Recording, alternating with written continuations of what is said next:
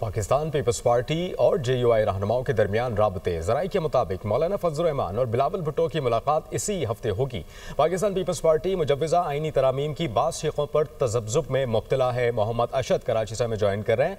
अशद, क्या मामला चल रहे हैं, क्या अपडेट्स आ रही हैं और क्या होने वाला है आइनी तरमीम से मुताल्लिक?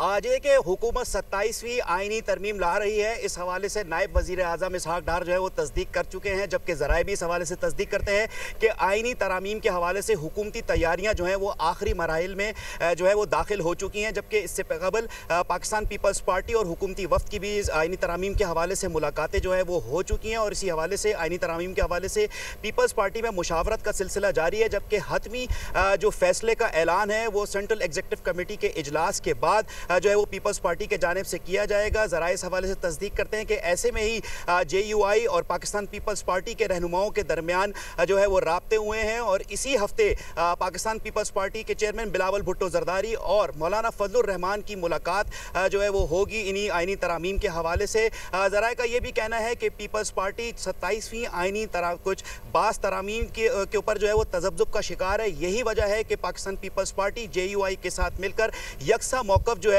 वो इन आइनी तरामीम के ऊपर पेश करना चाहती है। जी ठीक है, आप हमें अपडेट कर रहे थे इस बड़ी आइनी तरमीम से मुताल्लिक और मुलाकातों का सिलसिला भी जारी है। बहुत शुक्रिया अशद।